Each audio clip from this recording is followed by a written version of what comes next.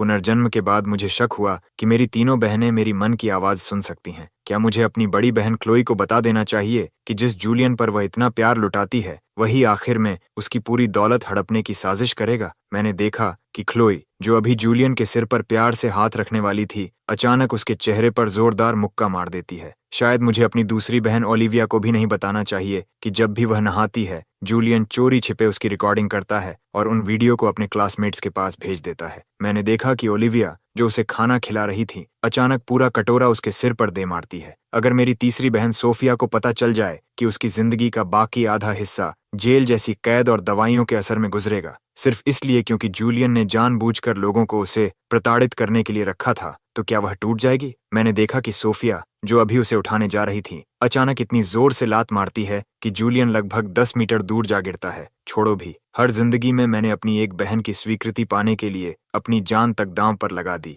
लगता है सच्ची निष्ठा के बदले सच्ची निष्ठा नहीं मिलती, और इस बार मैं सचमुच थक चुका हूँ। पिछली जिंदगी में एक ऐसे इंसान के रूप में जो इस नॉवल की दुनिया में ट्रांसमाइग्रेट हुआ था, मैंने अपनी तीनों बहनों की रक्षा के लिए सब कुछ किया। मैंने बार बार जूलियन की योजनाएं नाकाम की, लेकिन बदले में मुझे सिर्फ उनकी नफरत मिली। सबसे बड़ी बहन क्लोई एक ठंडी और निर्दयी सीईओ थी। उसने मेरे सारे क्रेडिट कार्ड्स फ्रीज कर दिए और मुझे वॉल्टन फैमिली के घर से निकाल दिया। दूसरी बहन ओलिविया, जो एक दयालु डॉक्टर थी, उसने चुपके से मेरी दवाइयां बदल दी, जिससे मैं लगातार दर्द में जीता रहा। तीसरी बहन सोफिया, जो एक मशहूर सेलिब्रिटी थी, उसने मेरी असली पहचान छिपा दी और अपने फैंस को मुझे साइबर बुली करने दिया। आखिरी बार मैंने उन चारों को एक जर्जर किराए के अपार्टमेंट में देखा था। मैं व्हीलचेयर पर बैठा था, शरीर पर ग्रीस लगे पुराने कपड़े थे, जबकि जूलियन एक महंगे कस्टम सूट में खड़ा था, ऐसा सूट जिसे वह पहले कभी खरीद ही नहीं सकता था। मेरी तीनों बहनें उसके चारों ओर खड़ी थीं। उसने तिरछी नजर से मुझे देखा और उपहास भरी मुस्कान के साथ कहा, पुरानी दोस्ती की खातिर अगर आज तुम मुझसे माफी मांग लो और मुझे जीजा जी कहकर बुलाओ, तो मैं तुम्हें माफ कर दूंगा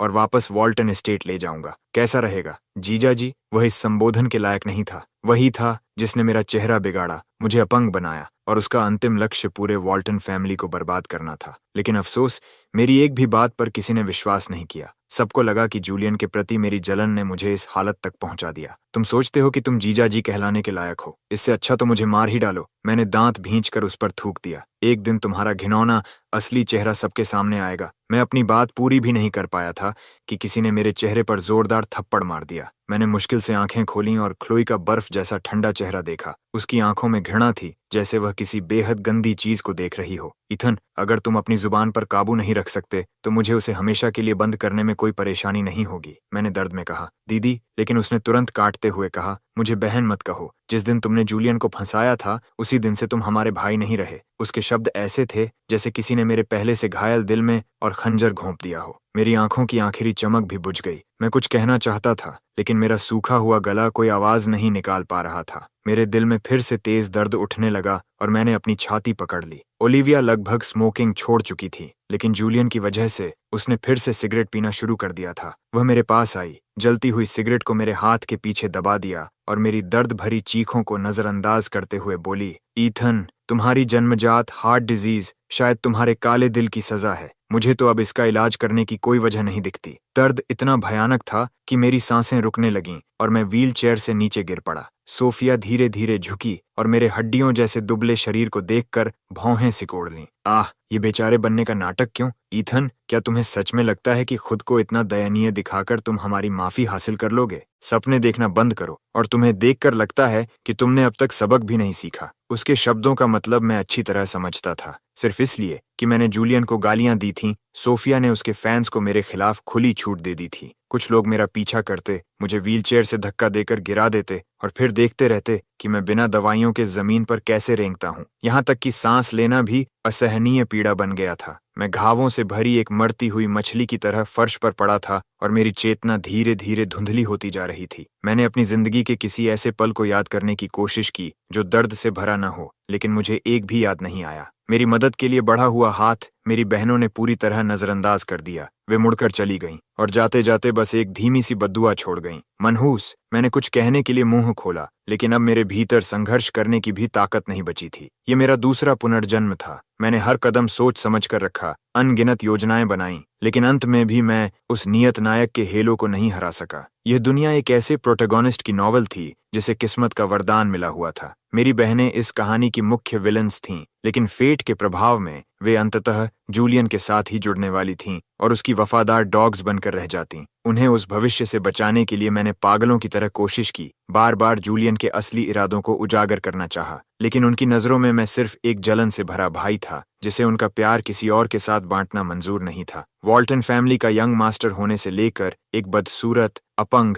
और सबकी नफरत का पात्र बनने तक मैंने सब कुछ झेला। चाहे मैं कितनी भी बार पुनर्जन्म लेता, जूलियन हमेशा तीनों वॉल्टन सिस्टर्स के दिलों में अपनी जगह बना लेता और मेरी जगह सबसे महत्वपूर्ण इंसान बन जाता। मुझे पता था कि जब मैं अगली बार आंखें खोलूंगा तो सब कुछ फिर से शुरुआत पर लौट जाएगा, लेकिन इस बार मैं सचमुच थक चुका था। तभी एक परिचित आवाज सुनाई दी, ईथन, तुम खाना क्यों नहीं खा रहे? क्या मेरा बनाया खाना तुम्हें पसंद नहीं आया? मैं चौंक गया। यह जूलियन की आवाज थी। इस समय तक वह मेरा दोस्त बन चुका था और कई बार मेरी बहनों की मदद करके वॉल्टन फैमिली का लकी चार्म कहलाने लगा था। उसने अब अपने पुराने फटे कपड़े नहीं पहने थे। उसकी जगह उसने वह डिजाइनर आउटफिट पहन रखा था जो मैंने उसे दिया था। इस वक्त वह मुझसे ज्यादा वॉल्टन फैमिली का यंग मास्टर लग रहा था। उसके चेहरे पर दुख का दिखावटी भाव था। एक बड़ा आदमी बच्चों की तरह होंठ काटते हुए बोला, मुझे माफ करना, मुझे नहीं पता था कि तुम्हें यह पसंद नहीं है। तुम बताओ क्या खाना चाहते हो, मैं बना कर दूंगा। मैंने खास तौर पर मिसेस डेविस से पूछा था। उन्होंने कहा था कि सी फूड तुम्हारा पसंदीदा है। क्या तुम इसलिए नहीं खा रहे क्योंकि मैंने इसे बनाया है? चिंता मत करो, मैंने उनकी बताई हर स्टेप बिल्कुल फॉलो की है। उसका नाटक काफी देर से चल रहा था,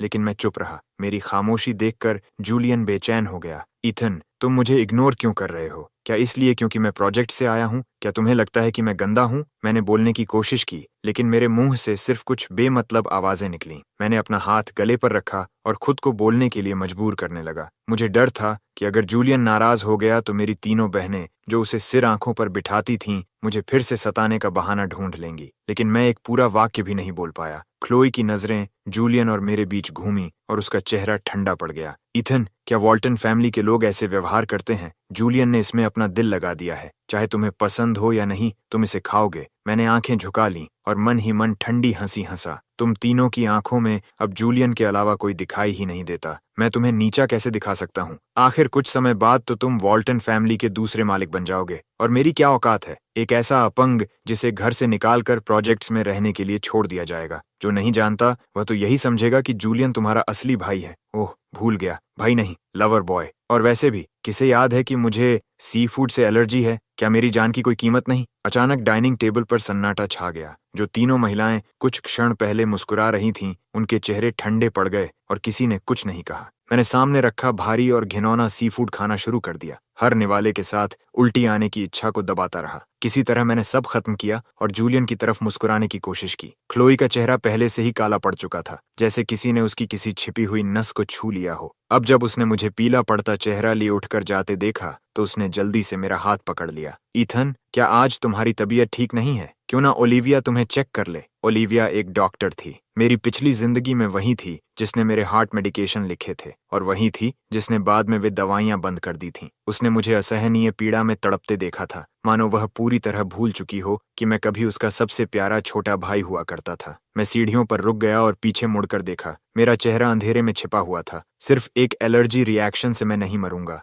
मैं बस बहुत थक गया हूँ। कृपया मुझे और मत सताओ। तुम जो कहोगे मैं मान लूंगा। मैं तुम्हारी सी फूड एलर्जी जानबूझकर नहीं भूली थी। जानबूझकर नहीं। कितना दयनीय और हास्यास्पद बहाना। मैं अब उनके इस नाटक में साथ देने के मूड में नहीं था। बिना एक पल गंवाए मैं मुड़कर चला गया। जिस क्षण जूलियन इस घर में आया था, उसी क्षण मुझे समझ आ गया था कि मैं चाहे कुछ भी कर लूं, कभी किसी का चहेता नहीं बन पाऊंगा। इसलिए मैंने हार मान ली थी। तभी अचानक दरवाजे पर दस्तक हुई और मेरे बिखरे हुए विचार टूट गए। बाहर फिर वही जूलियन खड़ा था, अपने हमेशा वाले दयनीय और दिल तोड़ देने वाले अभिनय के साथ। उसकी आवाज में आंसुओं की नमी थी। वह लगातार दरवाजा खटखटा रहा था, मानो अगर मैंने दरवाजा न खोला तो वह पूरी रात ऐसा ही करता रहेगा। ईथन, क्या हुआ? क्या मैंने तुम्हें नाराज कर दिया? मुझे माफ कर दो, प्लीज मुझे इग्नोर मत करो, ठीक है? क्या हम बेस्ट फ्रेंड्स नहीं हैं? उसकी आवाज शिकायत और दुख से भरी हुई थी, लेकिन उसी समय मुझे अपने कानों के पास एक और आवाज सुनाई दी। वह भी जूलियन की ही आवाज थी, मगर जो शब्द वह कह रही थी वे उसके मुंह से निकले शब्दों के बिल्कुल उलट थे। सिस्टम, आखिर ईथन को हुआ क्या है? उसकी हाल की हरकतें स्क्रिप्ट में नहीं थीं। अब उन फीमेल साइड कैरेक्टर्स को लग रहा है कि मैं उसे बुली कर रहा हूँ और मेरी फेवरेबिलिटी पूरे 10 पॉइंट्स गिर गई है। तभी एक ठंडी मैकेनिकल वॉइस सुनाई दी। चिंता मत कीजिए होस्ट, मैंने जांच कर ली है। उनकी फेवरेबिलिटी अभी भी 50 से ऊपर है। ये गिरावट अभी पूरी तरह कंट्रोल में है। मेरा पूरा शरीर जैसे बर्फ की गुफा में डूब गया। रीढ़ की हड्डी में सिहरन दौड़ गई। कमरा गर्म था, फिर भी मैं कांपना बंद नहीं कर पा रहा था। वही आवाजें फिर से। पिछली जिंदगी में जब जूलियन ने उस कार एक्सीडेंट की योजना बनाई थी जिसने मुझे कुछ समय के लिए कोमा में पहुंचा दिया था, तब से मैं अक्सर उसे इस मैकेनिकल वॉइस के साथ बात करते सुनता था। मैंने उन्हें वॉल्टन फैमिली को बर्बाद करने और उसे अपनी सफलता की सीढ़ी बनाने की योजनाएं बनाते सुना था। जैसे ही मैं कोमा से जागा, मैं तुरंत क्लोई के पास गया और उसे सब कुछ बताने की कोशिश की, लेकिन मेरी हर बात के बदले मुझे सिर्फ उसकी ठंडी और घृणा से भरी नजर मिली। तभी जूलियन क्लोई के प्राइवेट स्टडी रूम से बाहर आया। वह कमरा जहां किसी और को प्रवेश की अनुमति नहीं थी। वह एक परफेक्ट मैनिपुलेटर की तरह दिख रहा था। क्लोई, शायद ईथन से बस एक पल की गलती हो गई। कोई बात नहीं, मैं उसे माफ कर देता हूँ। उसकी इस महानता दिखाने वाली एक्टिंग ने क्लोई का चेहरा और भी कठोर कर दिया। ईथन, तुम इतने गिर कैसे गए? पहले तुमने कार एक्सीडेंट का झूठा आरोप लगाकर जूलियन को फंसाने की कोशिश की और अब मेरे सामने उसकी बदनामी कर रहे हो, जबकि जब तुम कोमा में थे वही तुम्हारी देखभाल कर रहा था और मुझसे बार बार कह रहा था कि मैं तुम्हें दोष न दूं। उसके बाद क्या हुआ मुझे ज्यादा याद नहीं। मुझे सिर्फ इतना याद है कि उसी दिन मुझे सचमुच वॉल्टन फैमिली से निकाल दिया गया था। मेरे छोटे से सूटकेस में बस कुछ साधारण कपड़े थे। बाहर मूसलाधार बारिश हो रही थी, लेकिन क्लोई के चेहरे पर कोई भाव नहीं आया जब उसने मुझे दरवाजे से बाहर धक्का दिया। उसने मुझे कीचड़ और गंदगी में सना हुआ देखा और ठंडी आवाज में कहा, ईथन, चूंकि तुम जूलियन को बर्दाश्त नहीं कर सकते, आज से वॉल्टन फैमिली तुम्हें अपना यंग मास्टर नहीं मानेगी। उस पहचान के बिना मैं क्या था, ये याद आते ही मेरा पूरा शरीर कांप उठा। अब वह कौन सा नया नाटक कर रहा था? मुझे अंदाजा लगाने की जरूरत भी नहीं थी। मैं जानता था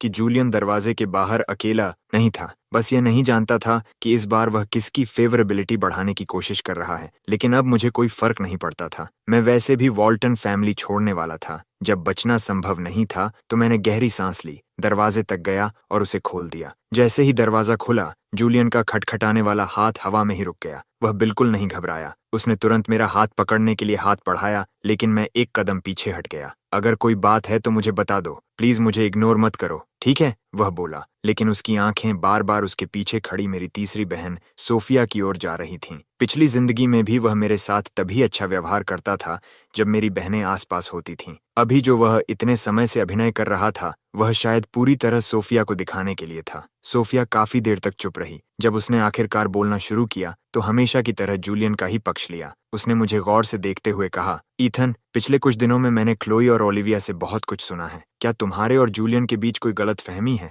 तुम दोनों तो अच्छे दोस्त थे, है ना? तुम्हें अंदाजा भी नहीं है कि तुमसे इग्नोर होने के बाद वह कितनी बार अकेले में रोया है। ऐसा करते हैं, मैं एक बहुत प्रसिद्ध थेरेपिस्ट को जानती हूँ। अगर तुम्हारे मन में कोई ऐसी बात है जो तुम क्लोई या ओलिविया से नहीं कहना चाहते तो मुझे बता सकते हो। मैं कल तुम्हें उनसे मिलवाने ले जाऊंगी। ठीक है, तो तुमने मेरी एक भी बात नहीं समझी और अब मुझे थेरेपिस्ट के पास भेजना चाहती हो। सही है, तुम्हारी नजर में जो भी जूलियन को पसंद नहीं करता उसके दिमाग में जरूर कोई समस्या होगी, है ना? जब तुमने अपने फैंस को मेरे खिलाफ साइबर बुलिंग करने दिया था तब तो तुम्हें मेरी मेंटल हेल्थ की चिंता नहीं हुई, या फिर यह सब जूलियन का बदला लेने के लिए है? क्या तुम मुझे किसी साइकेट्रिक हॉस्पिटल में बंद करवाना चाहती हो? सोफिया एकदम से जड़ हो गई। उसके चेहरे के भाव बुरी तरह बदल गए। उसने पहले जूलियन की तरफ देखा, फिर मेरी ओर, और आखिर में अविश्वास से अपने ही हाथों को घूरने लगी। ईथन, क्या मैंने सच में कुछ गलत किया? प्लीज मुझसे नफरत मत करो, ठीक है? मेरे चेहरे पर सिर्फ सतर्कता थी। मैंने सिर हिलाया और बिना कुछ कहे तेजी से दरवाजा बंद कर दिया। दरवाजा बंद होते ही बाहर से एक जोरदार धड़ाम की आवाज आई,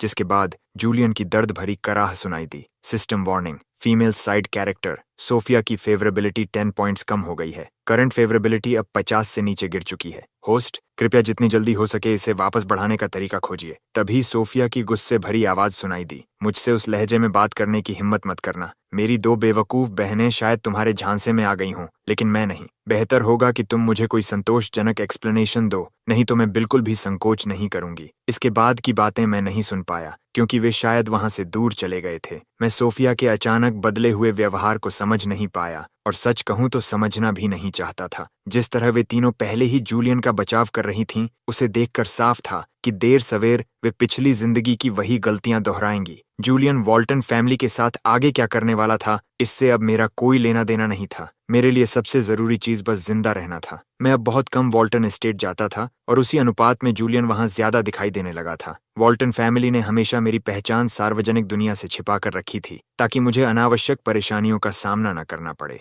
बाहर की दुनिया बस इतना जानती थी कि वॉल्टन फैमिली का एक यंग मास्टर है जिसकी तबीयत बचपन से कमजोर है और जिसे परिवार ने बहुत प्यार से पाला है, लेकिन वह कौन है यह कोई नहीं जानता था। अब लगभग पूरी तरह जूलियन ने यह पहचान अपने नाम कर ली थी। उसने कभी सीधे तौर पर दावा नहीं किया, लेकिन कभी इनकार भी नहीं किया। जब लोग उससे पूछते तो वह बस मुस्कुराकर चुप रह जाता। दूसरों की नज़र में यह उसी बात की मौन स्वीकृति थी कि वही वॉल्टन फैमिली का यंग मास्टर है। मेरा रूममेट केविन मुझे देखकर व्यंग्य से हंसा। ईथन, क्या बात है, आजकल तुम जूलियन के साथ दिखाई नहीं देते। सेमेस्टर की शुरुआत में तो तुम दोनों हमेशा वॉल्टन फैमिली की कार में साथ आते थे। क्या हुआ, झगड़ा हो गया या उसने तुम्हें कार से भी बाहर निकाल दिया? मैंने उसकी तरफ एक नजर डाली, फिर सिर झुकाकर अपना होमवर्क व्यवस्थित करने लगा, मानो उसने कुछ कहा ही न हो। केविन ने तिरस्कार से कहा, अब तो जूलियन भी तुम्हें भाव नहीं देता। वॉल्टन फैमिली की सीढ़ी चढ़ने में नाकाम रहे तो कम से कम इतना घमंड दिखाना बंद करो। जैसे ही उसने यह कहा, जूलियन कमरे में दाखिल हुआ। उसके चेहरे पर ऐसा भाव था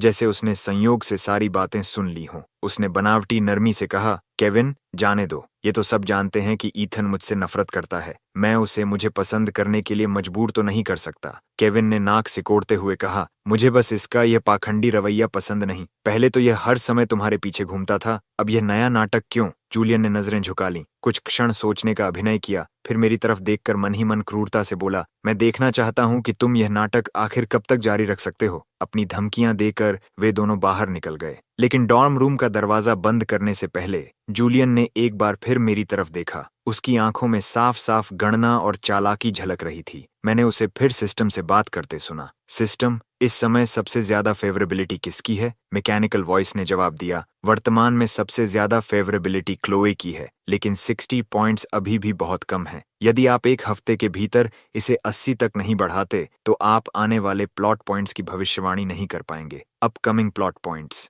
यह शब्द सुनते ही मुझे कुछ याद आया। मुझे याद था कि जल्द ही क्लोई एक कॉन्ट्रैक्ट साइन करने के लिए समुद्र के रास्ते यात्रा करेगी और बीच समुद्र में फंस जाएगी। उस समय जूलियन उसे बचाएगा और वही घटना उनके रिश्ते की नींव बनेगी। लेकिन इससे मुझे क्या? इसका मेरे साथ क्या संबंध था? मैंने अपने सामान समेटे और लाइब्रेरी की ओर चल पड़ा, लेकिन रास्ते में लोगों की अजीब नजरें मेरा पीछा करने लगीं। वे मेरी ओर इशारा कर रहे थे और आपस में फुसफुसा रहे थे। क्या वही लड़का है जिसके बारे में ऑनलाइन फोरम पर पोस्ट आई थी? मैंने सिर झुकाए रखा और उन्हें नजरअंदाज करने की कोशिश की, लेकिन तभी एक साफ और परिचित आवाज ने मेरे कदम रोक दिए। पता नहीं कैसे जूलियन फिर से लाइब्रेरी के पास दिखाई दे गया। वह तेजी से मेरे पास आया और मेरी बांह कसकर पकड़ ली, जिससे मैं आगे नहीं बढ़ सका। ईथन, उनकी बातों पर ध्यान मत दो, ये सब सिर्फ एक गलतफहमी है। उसके चेहरे पर चिंता का मुखौटा था, लेकिन मैं जानता था कि उसके हर शब्द के पीछे कोई न कोई नई चाल जरूर छिपी हुई थी। शायद वे तुम्हारी बातों पर विश्वास न करें, लेकिन मैं करता हूँ। जूलियन ने यह शब्द कहे,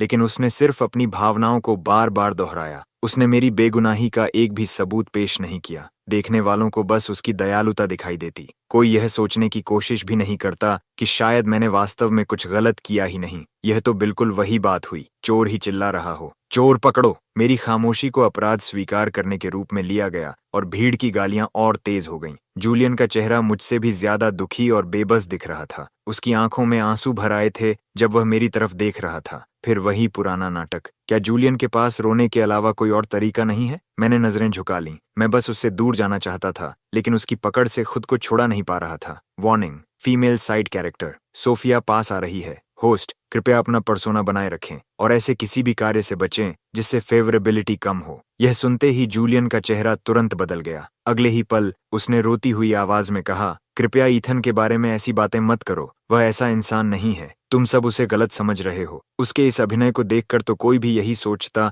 कि हम दोनों सबसे अच्छे दोस्त हैं। मैंने कथित रूप से तुम्हारी बहनों को बहकाया है, फिर भी तुम इस तरह मेरा बचाव कर रहे हो। कितने दयालु हो तुम। मैंने सिर झुका लिया और व्यंग्य से हंस पड़ा। तभी मेरी नजर अपनी लाल और सूजी हुई कलाई पर गई। दर्द अब जाकर महसूस हुआ। उसी समय भीड़ के किनारे से सोफिया की आवाज सुनाई दी। किस तरह का इंसान नहीं, उसने कहा। टोपी और सनग्लासेस पहने होने के बावजूद उसकी आकर्षक मौजूदगी छिप नहीं सकी। उसके कट्टर फैंस ने उसे तुरंत पहचान लिया। क्या वह सोफिया वॉल्टन है? जरूर वही है। लगता है वह जूलियन का समर्थन करने आई है। आखिर उसका भाई ईथन जैसे इंसान के झांसे में आ गया है, फिर भी उससे दोस्ती निभा रहा है। चारों तरफ शोर और फुसफुसाहट का अंबार था, लेकिन इस पूरे तमाशे के केंद्र में खड़ा मैं खुद को उससे पूरी तरह अलग महसूस कर रहा था। यह नाटक आखिर खत्म कब होगा? सोफिया तो जूलियन का साथ देने आई है ना? फिर वह इंतजार किस बात का कर रही है? क्या उसे अभी तक दौड़कर नहीं आ जाना चाहिए था, मुझे धक्का देकर गिराने और सबके सामने अपमानित करने के लिए? सोफिया ने भौहें सिकोड़ लीं। भीड़ की हैरान और उत्सुक निगाहों के बीच वह सीधे जूलियन की ओर बढ़ी। फिर उसके पीछे खड़े मुझे वह केक थमा दिया जो उसके हाथ में था। उसकी आवाज आश्चर्यजनक रूप से स्नेह से भरी हुई थी। ईथन, मैं हाल में काम में बहुत व्यस्त थी, इसलिए तुमसे मिलने का समय नहीं निकाल पाई। कैंपस लाइफ की आदत हो गई। अगर चाहो तो यूनिवर्सिटी के पास वाले मेरे अपार्टमेंट में आकर रह सकते हो। और हाँ, ये स्ट्रॉबेरी केक तुम्हारे लिए लाई हूँ। आज जल्दी में थी, इसलिए तुम्हारी पसंदीदा बेकरी से नहीं ला सकी, लेकिन अगली बार जरूर लेकर आऊंगी, ठीक है? पूरा माहौल एकदम शांत हो गया। भीड़ स्तब्ध थी, यहाँ तक कि जूलियन का चेहरा भी धीरे धीरे बदसूरत होता जा रहा था। मैंने होंठ भींच ली और केक लेने के लिए हाथ तक नहीं बढ़ाया। ये कौन सा नया पागलपन है? समझ गया, तुम फिर वही पुरानी चाल चल रही हो। सबको हमारे रिश्ते के बारे में गलतफहमी में डालोगी ताकि स्कूल के लोग मुझे तंग करें, है ना? सोफिया, तुम्हें एक ही तरीका बार बार इस्तेमाल करते थकान नहीं होती। स्टूडेंट्स और तुम्हारे पागल फैंस मिलकर मेरे खिलाफ हो जाएंगे। पिछली बार की तरह मेरे ऊपर एसिड फेंक दिया जाए तो वह भी शायद कम सजा होगी। उस हड्डियों तक उतर जाने वाले दर्द और अपमानजनक निगाहों की याद से मेरा शरीर कांप उठा। जैसा हमेशा होता था, जूलियन से जुड़ी कोई भी चीज मेरे लिए कभी अच्छी नहीं होती थी। मेरे मन की आवाज सुनते ही सोफिया का चेहरा एकदम सफेद पड़ गया। उसने तुरंत एक माइक्रोफोन छीन लिया और ऊंची आवाज में भीड़ से कहा, तुम लोग आखिर कैसी बातें कर रहे हो? ईथन ने मुझे बहकाया। वॉल्टन फैमिली का हमेशा से सिर्फ एक यंग मास्टर रहा है और वह ईथन है। जूलियन तो हमारे घर का एक नौकर है। वह वॉल्टन फैमिली का यंग मास्टर कब से बन गया? सिस्टम के ब्रॉडकास्ट के अनुसार सोफिया की फेवरेबिलिटी तेजी से गिर रही थी और पहली बार जूलियन सचमुच घबरा गया। उसे पूरा विश्वास था कि सोफिया उसके लिए दया रखती है और कभी भी सबके सामने यह नहीं बताएगी कि वह वॉल्टन हाउसहोल्ड में सिर्फ एक सर्वेंट है। लेकिन अब हालात पूरी तरह बदल चुके थे। कुछ ही क्षण पहले जो लोग मुझे गालियां दे रहे थे, उनकी जहरीली और संदेह भरी निगाहें अब सीधे जूलियन की तरफ मुड़ चुकी थीं। उसका चेहरा राख की तरह सफेद पड़ गया। आंखों से आंसू लगातार बह रहे थे जब वह चिल्लाया, तो क्या हुआ अगर मैं एक सर्वेंट हूँ? मैं अपनी मेहनत से पैसा कमाता हूँ। तुम अमीर लोगों की तरह नहीं, जिन्हें जन्म से ही सब कुछ चांदी की थाली में मिल जाता है। तुम लोग जो चाहो बस मांग लेते हो और पा लेते हो। लेकिन इसका मतलब यह नहीं कि तुम मेरी गरिमा को कुचल सकते हो। मेरा फैमिली बैकग्राउंड भले तुम्हारे जितना अच्छा ना हो, लेकिन मैं किसी भी तरह तुमसे कम नहीं हूँ। उसके इस भावुक विस्फोट ने वहां मौजूद सभी लोगों को स्तब्ध कर दिया, यहाँ तक कि सोफिया के चेहरे पर भी दुर्लभ अपराध बोध दिखाई दिया। मौका देखकर जूलियन मुड़ा और रोते हुए वहां से भाग गया। सिस्टम ने तुरंत घोषणा की, congratulations host, female side character. Sophia की फेवरेबिलिटी में 30 पॉइंट्स की वृद्धि हुई है। करंट फेवरेबिलिटी वापस 50 पर पहुंच गई है। अब जबकि सभी को पता चल गया था कि वॉल्टन फैमिली का असली हेर मैं हूं, लोगों का मेरे प्रति रवैया अजीब हो गया। केविन ने तो उस एनोनिमस थ्रेड के नीचे सार्वजनिक रूप से माफी भी पोस्ट कर दी, जिसमें उसने मुझ पर ऊपर पहुंचने के लिए लोगों को बहकाने का आरोप लगाया था। मैंने ये पोस्ट सिर्फ इसलिए लिखी क्योंकि मैंने जूलियन की बातों पर विश्वास कर लिया था। सारे संदिग्ध सबूत उसी ने मुझे दिए थे। उसने मुझे एक पॉन की तरह इस्तेमाल किया। ईथन, मैं दिल से तुमसे माफी मांगता हूँ। मुझे सच में अफसोस है। अचानक माहौल बदल गया। ज्यादा से ज्यादा लोग जूलियन को कोसने लगे। वे उसे घमंडी, चालाक और एहसान फरामोश कह रहे थे। उनका कहना था कि उन्होंने ऐसे बहुत लोगों को देखा है जो ऊपर से आत्मनिर्भर और सिद्धांतवादी बनने का दिखावा करते हैं। वह दावा करता था कि उसे स्टेटस की परवाह नहीं। फिर जब सर्वेंट होने की बात सामने आई तो वह इतना बौखला क्यों गया? अगर उसे सच में पहचान की परवाह नहीं थी तो उसने लोगों को यह गलतफहमी क्यों पालने दी कि वही वॉल्टन फैमिली का यंग मास्टर है? लेकिन सच कहूं तो मैं फोरम पर हो रही इन चर्चाओं पर ज्यादा ध्यान नहीं दे रहा था। मुझे सिर्फ इतना पता था कि क्लोई का फोन आया था। उसकी आवाज हमेशा की तरह ठंडी थी जब उसने मुझे घर आने का आदेश दिया। कारण का अंदाजा लगाना मुश्किल नहीं था। वह जूलियन का पक्ष लेने वाली थी। मैं जानबूझकर समय खींचता रहा और शाम ढलने के बाद ही वॉल्टन एस्टेट पहुंचा। जब मैंने दरवाजा खटखटाया और अंदर गया तो देखा कि जूलियन मेरी तीनों बहनों के बीच बैठा रो रहा था। वह दृश्य लगभग उसी अंतिम दृश्य की हूबहू प्रतिकृति था जो मैंने अपनी पिछली जिंदगी में मरने से पहले देखा था। सब कुछ फिर से दोहराया जा रहा था। सोफिया सबसे ज्यादा उलझी हुई लग रही थी। ऐसा लग रहा था कि वह मेरे पास आना चाहती है, लेकिन आखिर में वह जूलियन के बगल में ही बैठी रही। ईथन, इस बार तुमने हद कर दी। मैंने हद कर दी। मुझे तो यह भी नहीं पता कि मैंने किया क्या है। जूलियन ने खुद अपनी पहचान साफ नहीं की। उसने लोगों को यह अफवाह फैलाने दी कि मैं बुरा इंसान हूँ। क्या मैंने उसके खिलाफ एक भी बुरी बात कही? क्या मैंने कभी खुद का बचाव करने की कोशिश की? फिर मुझे एहसास हुआ, सही है, इन्हें लगता होगा कि यह सब भी जूलियन को फंसाने के लिए मेरा कोई जाल है। लेकिन कोई इतना ध्यान नहीं देता कि पिछली जिंदगी की घटनाओं के बाद मैं अब ठीक से बोल भी नहीं सकता। उनके आरोपों को समझते हुए मैं दरवाजे पर ही रुक गया। मैंने एक कदम भी अंदर नहीं रखा। इस परिवार में अब मेरे लिए कोई जगह नहीं बची थी। सोफिया का चेहरा अचानक बदल गया, जैसे उसे आखिरकार कोई महत्वपूर्ण बात समझ आ गई हो। वह घबराकर मेरी ओर दौड़ी। ईथन, ईथन, तुम। उसी समय जूलियन का सिस्टम बुरी तरह बीप करने लगा, क्योंकि ओलिविया और सोफिया दोनों की फेवरेबिलिटी तेजी से गिर रही थी। केवल क्लोई ही थी जिसने मुझे एक गहरी समझ से परे नजर से देखा और कोई प्रतिक्रिया नहीं दी। ये देखकर जूलियन ऐसे क्लोई का हाथ पकड़ने लपका जैसे वह उसकी आखिरी उम्मीद हो। उसके चेहरे पर आंसू बह रहे थे। क्लोई, तुम जानती हो कि मैं ऐसा इंसान नहीं हूँ। मैंने कभी इस परिवार के पैसे की परवाह नहीं की। मुझे सिर्फ आप लोगों की परवाह थी। आप सब मेरे असली परिवार जैसे हो। आपने मुझे घर का प्यार दिया। शायद मेरी मौजूदगी से ईथन को खतरा महसूस हुआ, इसलिए वह। लेकिन इससे पहले कि वह अपनी बात पूरी करता, ओलिविया ने उसे ठंडे स्वर में काट दिया। इसीलिए वह क्या? तुम कहते हो कि तुम वॉल्टन फैमिली में पैसे के लिए नहीं आए थे? हाँ, इस पर कौन विश्वास करेगा? उसकी आंखों में ठंडा उपहास था। अगर तुम्हें सच में पैसे की परवाह नहीं थी तो फिर वे लिमिटेड एडिशन कपड़े और स्पोर्ट्स कार्स क्यों स्वीकार किए जो ईथन ने तुम्हें दिए थे? तब तुम्हारा आत्मसम्मान और सिद्धांत कहाँ चले गए थे? सोफिया अभिनय में माहिर थी, लेकिन सोचने में हमेशा धीमी रही थी। अब जब ओलिविया ने बात साफ कर दी तो उसे भी जूलियन की कहानी में मौजूद खामियां दिखाई देने लगीं। सही कह रही है। अगर तुम्हें सच में परवाह नहीं थी तो तुम हर दिन ईथन के पीछे पड़कर फैमिली कार में स्कूल जाने की जिद क्यों करते थे? जब लोग तुम्हें वॉल्टन हेयर समझते थे तब तुमने उन्हें रोका क्यों नहीं? बात यह नहीं कि तुम्हें स्टेटस की परवाह नहीं थी। सच तो यह है कि तुम्हें उसकी बेहद परवाह थी। एक ही पल में उनकी फेवरेबिलिटी लगभग शून्य के करीब पहुंच गई। जूलियन का चेहरा पूरी तरह सफेद पड़ चुका था। अब उसकी आखिरी उम्मीद सिर्फ क्लोई थी। उसने मजबूती से उसका हाथ थाम रखा था। क्लोई की आंखें थोड़ी नरम पड़ गईं। उसने धीरे से उसके बालों पर हाथ फेरा और शांत स्वर में कहा, जूलियन, डरो मत। जब तक तुमने कुछ गलत नहीं किया है, मैं हमेशा तुम्हारे साथ खड़ी रहूंगी, इसलिए तुम मुझे निराश नहीं कर सकते। जूलियन क्लोई के सहारे टिक गया। कमरे के उस कोने से जहां किसी और की नजर नहीं पहुंच सकती थी, उसने मेरी तरफ एक चुनौती भरी मुस्कान फेंकी। भले ही ओलिविया और सोफिया की फेवरेबिलिटी खत्म हो गई हो, लेकिन वॉल्टन फैमिली में असली ताकत क्लोई के हाथ में है। जब तक उसका दिल मेरे पास है, मुझे किस बात की चिंता? आखिरकार इस घर का मालिक तो मैं ही बनूंगा। फिर उसने सिस्टम से कहा,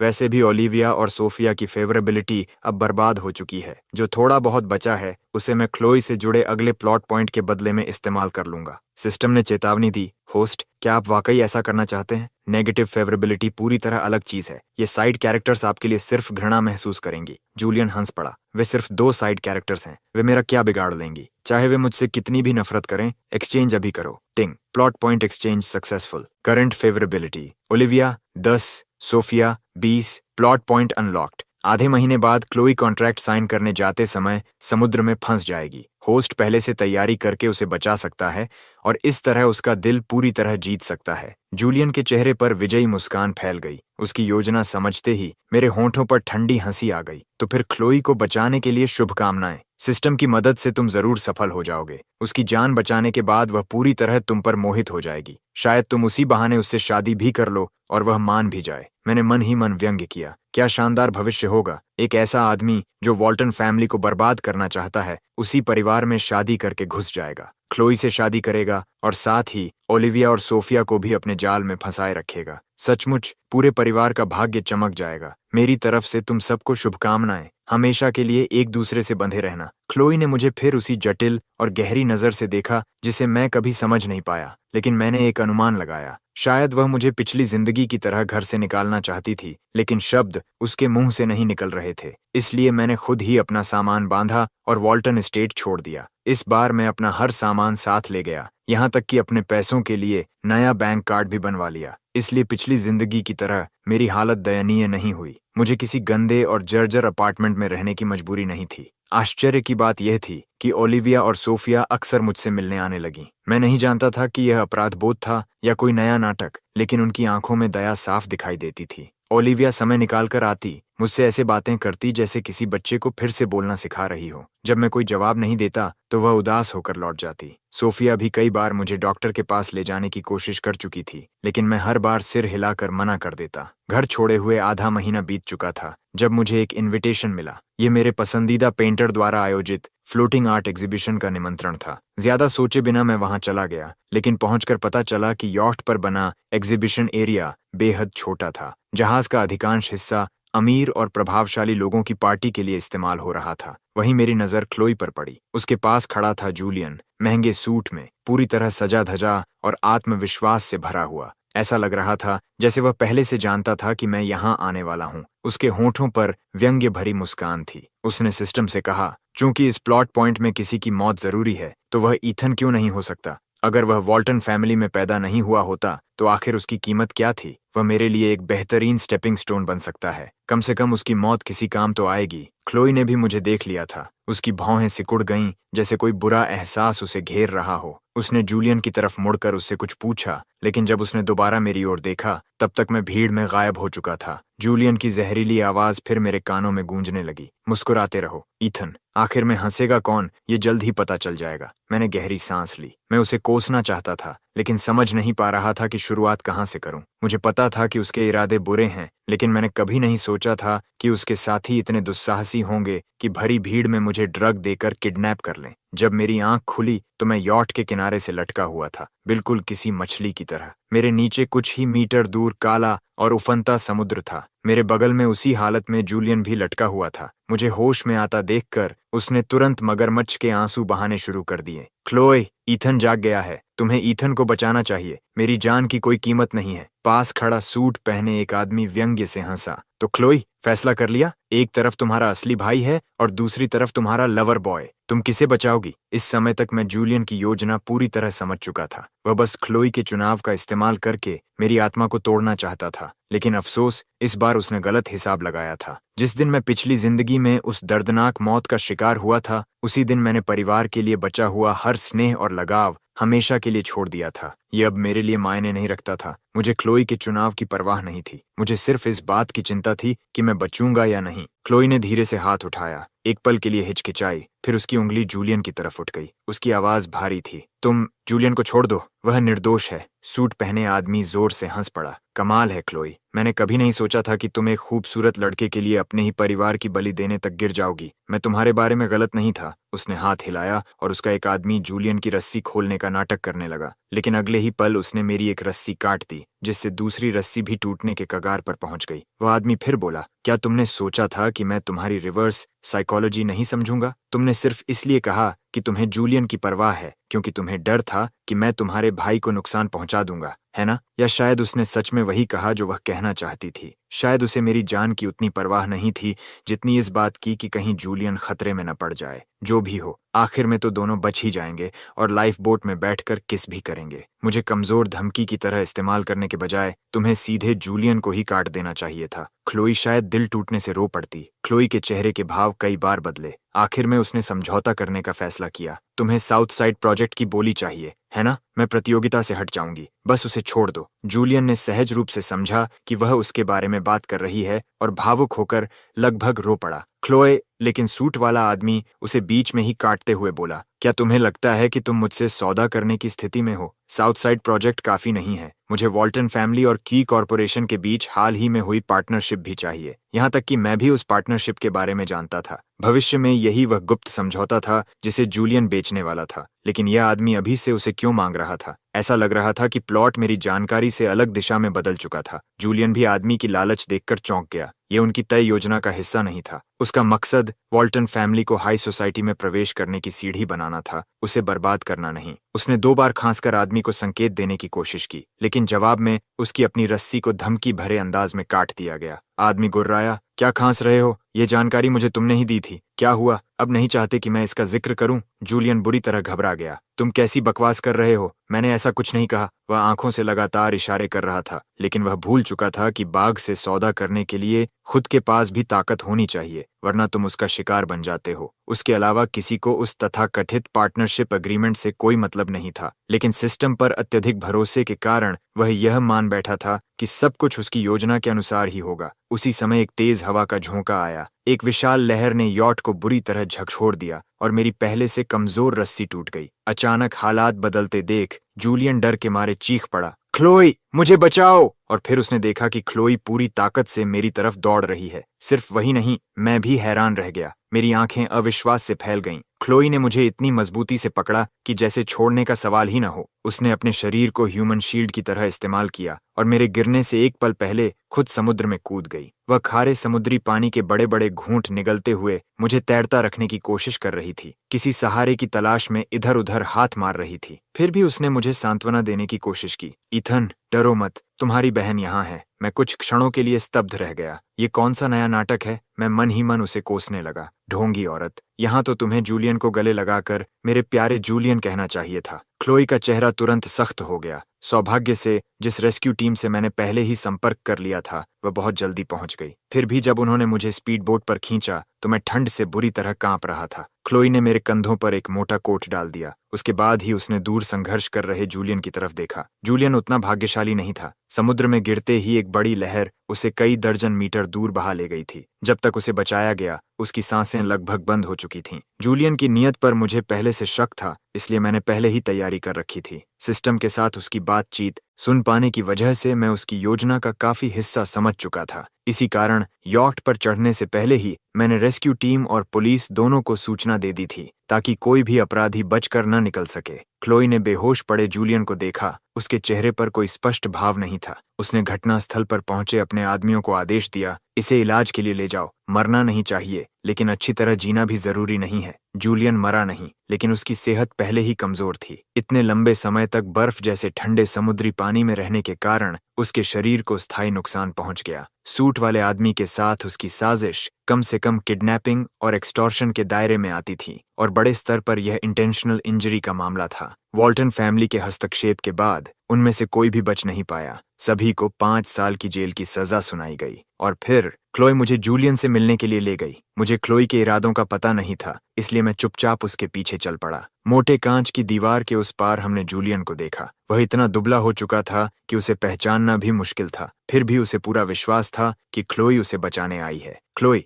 जो कुछ हुआ वह सब ईथन का किया हुआ था। ये पूरा जाल उसी ने बिछाया था। वह ऐसे बोल रहा था जैसे उसे पूरा यकीन हो कि क्लोई उसकी बात मान लेगी और मैं हमेशा की तरह अपना बचाव नहीं करूंगा। वह बड़ी सफाई से सारा दोष मेरे सिर मढ़ रहा था। क्लोई ने उसे देखा और उपहास से हंस पड़ी। हाँ, इस हालत में भी अभिनय कर रहे हो? अब इसका कोई फायदा नहीं। जूलियन का चेहरा तुरंत सफेद पड़ गया। वह मन ही मन सिस्टम को गालियां देने लगा। सिस्टम, क्या क्लोई की फेवरेबिलिटी 80 नहीं थी? फिर वह मेरे साथ ऐसा व्यवहार क्यों कर रही है? लॉजिक के अनुसार तो अब तक उसे मुझसे पागलों की तरह प्यार करना चाहिए था, लेकिन सिस्टम की आवाज बुरी तरह टूटी हुई थी। होस्ट की चोटों का सिस्टम पर गंभीर प्रभाव पड़ा है। सिस्टम मेंटेनेंस जारी है। Maintenance failed. Female side character Chloe current favourability 80। ये सुनकर मैं भी स्तब्ध रह गया। क्या 80 से सीधे 80? इतना बड़ा बदलाव कैसे संभव है? क्या जूलियन का सिस्टम सचमुच खराब हो गया है? जूलियन पूरी तरह टूट गया। वह चीखने और रोने लगा, सिस्टम के आंकड़ों पर विश्वास करने से इनकार करते हुए। वह लगातार क्लोई का नाम पुकार रहा था, क्योंकि अब वही एकमात्र व्यक्ति थी जो उसे बाहर निकाल सकती थी। क्लोई ने शांत स्वर में कहा, लगता है तुम्हारा तथाकथित सिस्टम उतना सर्वज्ञ नहीं है जितना तुम समझते थे। वह एक साधारण भेष को भी नहीं पहचान पाया। मैं और जूलियन दोनों एक ही तरह से उसे घूर रहे थे, जैसे कोई भूत देख लिया हो। मैं जानता हूं कि जूलियन के पास सिस्टम है, क्योंकि मैं पुनर्जन्म लेकर आया हूं और उसके विचार सुन सकता हूं। लेकिन क्लोई को यह सब कैसे पता? लेकिन जिसने हमें चौंकाया था उसके पास कोई जवाब देने का इरादा नहीं था। तुम बाहर निकलना चाहते हो, है ना? क्लोई ने कहा। संयोग से ओलिविया की टीम की एक नेशनल लेबोरेटरी के साथ नई पार्टनरशिप हुई है। वे इस समय ह्यूमन ब्रेन पर रिसर्च कर रहे हैं। मुझे लगता है कि जिसके सिर में सिस्टम हो वह उनके लिए एक आदर्श रिसर्च सब्जेक्ट होगा। इसके बाद जूलियन कितना भी चिल्लाया, कितना भी रोया कि वह जेल में ही रहना पसंद करेगा, कोई फायदा नहीं हुआ। उसके सिर पर एक अजीब डिवाइस लगा दिया गया। उसे लगभग मम्मी की तरह लपेटकर लेबोरेटरी भेज दिया गया। मुझे मजबूर होकर फिर से वॉल्टन एस्टेट में वापस आना पड़ा। जूलियन के बिना ऐसा लग रहा था जैसे मेरी तीनों बहनें किसी गहरी नींद से जाग गई हों। अब वे एक दूसरे से प्रतिस्पर्धा कर रही थीं कि मेरे साथ कौन ज्यादा अच्छा व्यवहार करे, लेकिन मेरे भीतर इस घर के लिए कोई अपनापन नहीं बचा था। ओलिविया लैब में व्यस्त रहती थी, लेकिन जब भी घर आती जूलियन के बारे में नई जानकारी लेकर आती। शुरुआती स्कैन में हमें लगा था कि उसके दिमाग की वह छाया कोई ट्यूमर है, लेकिन बाद में पता चला कि वह डेटा का एक क्लस्टर है जिसे हमारी वर्तमान टेक्नोलॉजी अभी समझ नहीं सकती। जिस दिन हम उसे डिकोड कर लेंगे, किसी भी तरह का सिस्टम बनाना संभव हो जाएगा। जहां तक जूलियन की बात थी, ओलिविया ने बताया कि अब वह सिर्फ एक खाली खोल बनकर रह गया था। उसका शरीर लगातार एक्सपेरिमेंट्स का दबाव नहीं झेल सका और धीरे धीरे टूटने लगा। जब उसकी शारीरिक स्थिति पूरी तरह खराब हो गई तो लैब ने उसे लगभग त्याग दिया। आखिर उन्हें उसके शरीर की जरूरत नहीं थी, सिस्टम उसके दिमाग में था, इसलिए उनके लिए बस उसका ब्रेन एक्टिव रहना ही काफी था। बाद में क्लोई ने मुझसे बहुत लंबी बातचीत की। उसने बताया कि जब मैं वापस यूनिवर्सिटी चला गया था तभी उसे अपनी पिछली जिंदगी की यादें लौट आई थीं, यानी मेरी तरह वह भी पुनर्जन्म लेकर आई थी। उसने मेरे मन की आवाजों से जूलियन के सिस्टम के बारे में जाना, लेकिन उसे डर था कि यह कहीं कोई नई चाल ना हो, इसीलिए उसने अनजान बनने का नाटक किया और सही समय का इंतजार किया। उसका उद्देश्य जूलियन और उसके सिस्टम दोनों को एक ही बार में फंसाना था। ईथन, क्या तुम सच में विदेश जा रहे हो? एयरपोर्ट के सिक्योरिटी चेक पॉइंट के सामने मैं रुका और मजबूती से सिर हिला दिया। चाहे इस जिंदगी में जूलियन को सजा मिल गई हो, चाहे मेरी बहनों को अपनी गलतियों का एहसास हो गया हो, लेकिन जो दर्द मैंने झेला था वह मिट नहीं सकता था। मैं उसे अनदेखा नहीं कर सकता था और न ही खुद को मजबूर कर सकता था कि कुछ हुआ ही नहीं और मैं फिर से वॉल्टन फैमिली का बेफिक्र यंग मास्टर बन जाऊं। मैंने उनकी तरफ देखा भी नहीं। उसकी बजाय मैं विदेश जाकर पढ़ाई करना चाहता था और पेंटर बनने के अपने सपने को पूरा करना चाहता था। जहां तक उनकी सजा की बात थी, शायद जूलियन के धोखे से जागना और यह समझना कि उन्होंने क्या कर दिया था वही उनके लिए काफी सजा थी। आखिरकार वॉल्टन फैमिली का यंग मास्टर, उनका अपना भाई, पहले ही उनके ही हाथों मर चुका था। मेरी बात सुनकर क्लोई वहीं जड़ हो गई। मेरी अफेजिया धीरे धीरे ठीक हो गई थी। जब मुझे एहसास हुआ कि मेरे शब्दों का मकसद खुद का बचाव करना या दूसरों से समझे जाना नहीं था, लेकिन मैंने कभी उनके सामने बात नहीं की थी। ये पहली बार था। मैं सिक्योरिटी गेट पार करके आगे बढ़ गया। मेरे सामने नीला आसमान था और उससे भी ज्यादा उज्जवल बेहतर भविष्य मेरा इंतजार कर रहा था। मैंने पीछे मुड़कर नहीं देखा। जिस पल मैंने जाने का फैसला किया था उसी पल मैं उन्हें पूरी तरह पीछे छोड़ चुका था। अलविदा। आज के बाद मैं तुम्हारा भाई नहीं रहूंगा,